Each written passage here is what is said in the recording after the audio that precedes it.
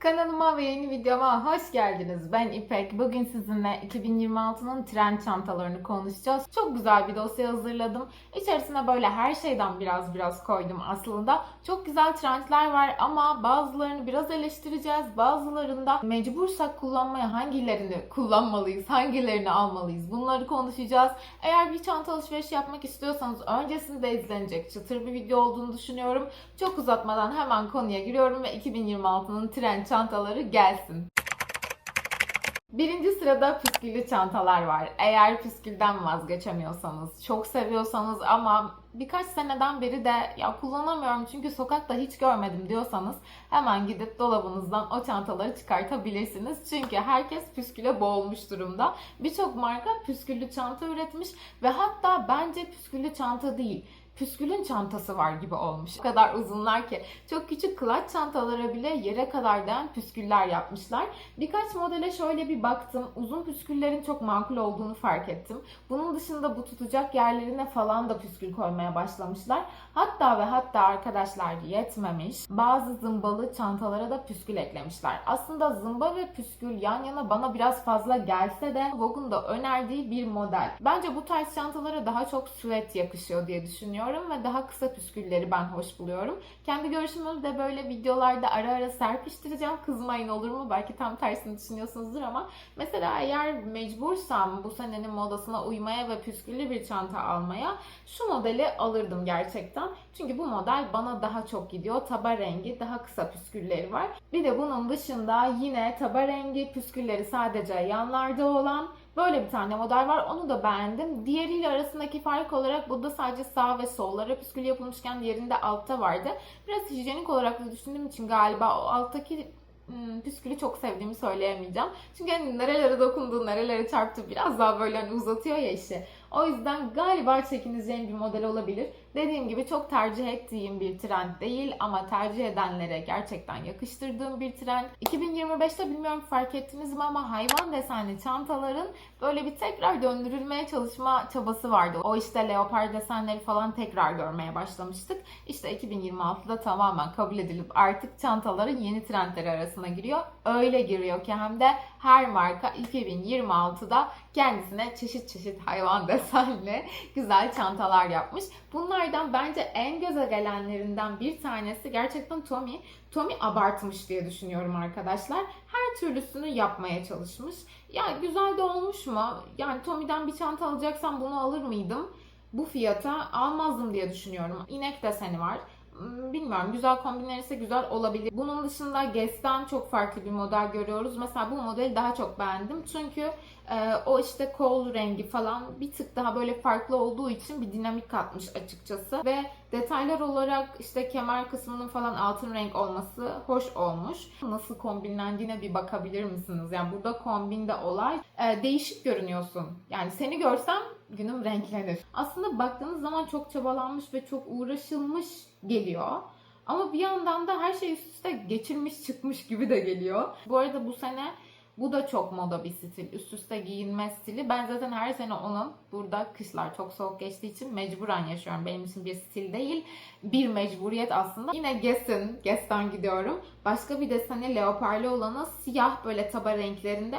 Bu da fena olmamış. Şu anda da indirimdeymiş. Ama daha ekonomikleri de var. Mesela Khalid Spring'in bir tane var. Yine aynı Guess'in detaylarında. Aslında her cebe hitap eden değişik animal printler yapılmış bu sene diye düşünüyorum. Daha büyük ve hani daha fazla şey alsın içine diyorsanız Mango'da şöyle güzel bir çanta buldum. Zebra desenli galiba bu.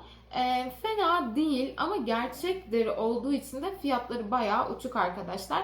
Animal print'i gerçek desen böyle yani gerçek derili alıp da kullanmak bir hayvan deseni ne kadar mantıklı? Yani bu ölecek bir moda mı yoksa kalacak bir moda mı? Bunun kararını bence kişisel olarak vermeniz gerekiyor. Mesela ben şahsen tutup da bunu işte sırf moda diye bugün alıyorsam ve bu benlik bir şey değilse 2-3 sene sonra modası geçince kullanmayacaksam mesela bir Mango'nun çantasına 180 euro da vermeye gerek yok diye düşünüyorum. O yüzden bunu hani kendiniz biraz bir düşünmeniz gerekiyor. Bence iyi bir yatırım değil ama çünkü hayvan desenleri genelde kombinlemesi zor şeyler oluyor. Yani 2 renkten, 3 renkten oluşuyor. Zaten desenli oluyor. Üzerimize giydiğimiz şeylerin çok sade olması gerektiğini düşünüyorum. Sadece ve sadece modayı yakalayayım diyorsanız Çok güzel Pull&Bear'ın bir tane çantası var. Tote bag şeklinde. Bence mesela ona bakılabilir diye düşünüyorum. Şimdi gelelim 3.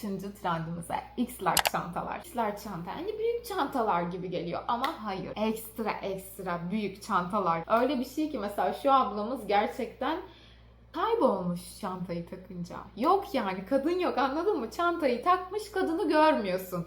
İşte onlara X-Large çanta deniliyor. Daha çok böyle valiz boy çanta gibi düşünün bunları. Valizmiş gibi alınıyor ve birçok farklı çeşidi var. Yani böyle çok salaş görüneni de var. Evet, böyle bezden olanları da var, deri olanları da var. Ama eğer X-Large çantalarda nasıl bir stil daha hoş görünüyor eğer onu konuşuyorsak, şu görseldeki gayet hoş görünüyor. Beğenme sebebim bence daha çok valiz gibi durması, belirli böyle bir köşelerinin olması.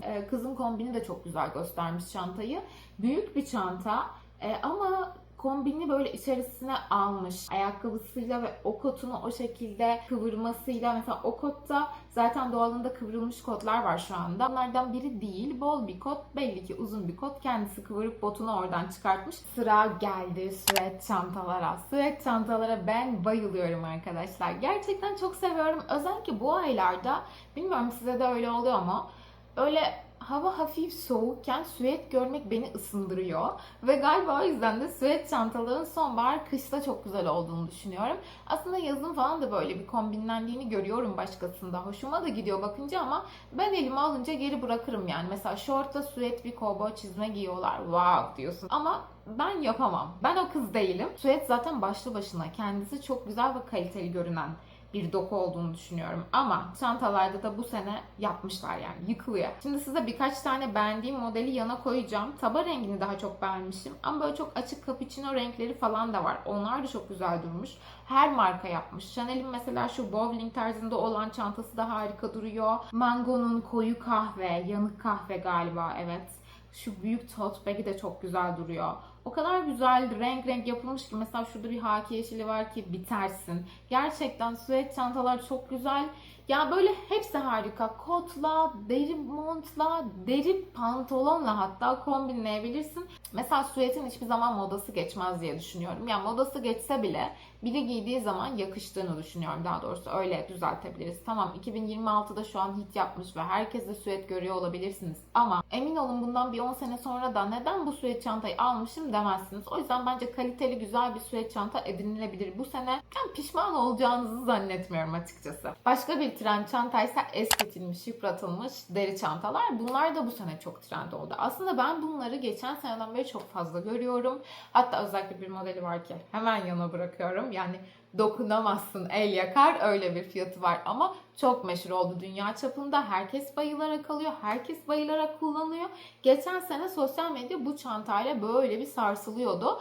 Aslında bu senenin trendiymiş ama hani her trend bir önceki seneden geliyor ya. Bu seneyi daha çok sarsıyor o yüzden. Güzel bir çantama kabul görülmüşlüğü var tabii ki. Ama bana çok hitap etmeyen bir parça diye düşünüyorum. Kemerli çantalar da bu sene çok moda oldu arkadaşlar ve ben kemerli çantaları çok beğeniyorum. Aşırı beğeniyorum. Neden bu kadar beğeniyorum bilmiyorum ama kendime de büyük, X-Large değil bu arada, sadece normal boyutlarda büyük, güzel bir çanta aldım bu sene kemerli. Biliyorsunuz, izlediyseniz eğer videolarımı. Birçok markanın bir sürü kemerli, işte süveti olsun, tote bag olsun, clutchlar olsun, her yere kemer koyduklarını gördüm.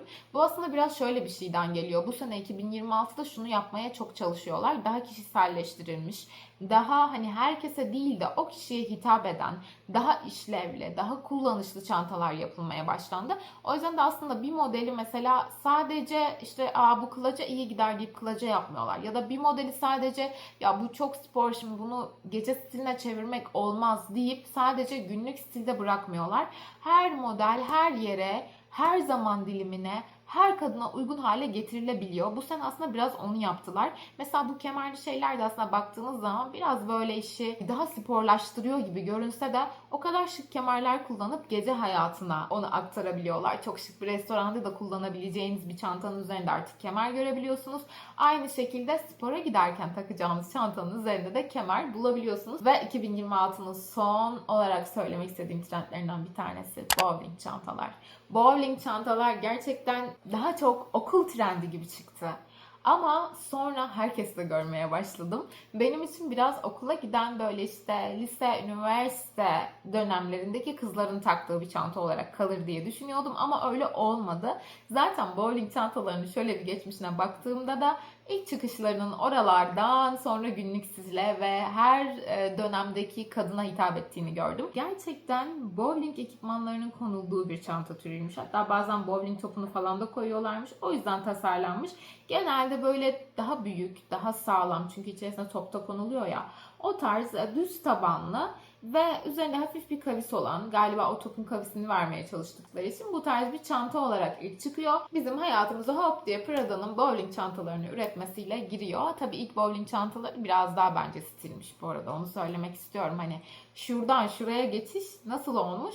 Neden olmuş? Bence kombinlenmesi günlük hayatta bu daha kolay diye olmuştur diye düşünüyorum.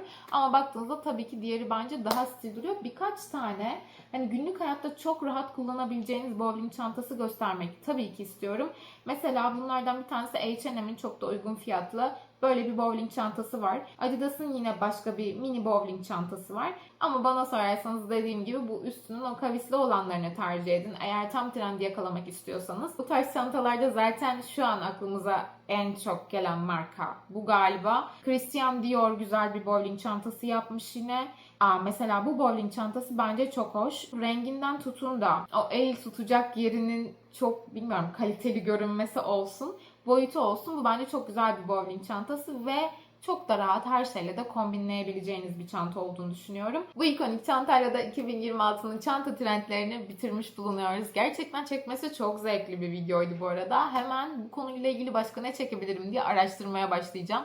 Hangi trendi çeksem ya da hangi kataloğu incelesem, hangi markaya baksam bilmiyorum. Yardımcı olmak isterseniz yorumlara yazabilirsiniz. Benimle birlikte burada olduğunuz için teşekkür ediyorum. Umarım siz de keyif almışsınızdır. Kendinize çok iyi bakın. Yeni bir videoda görüşmek üzere. Hoşçakalın.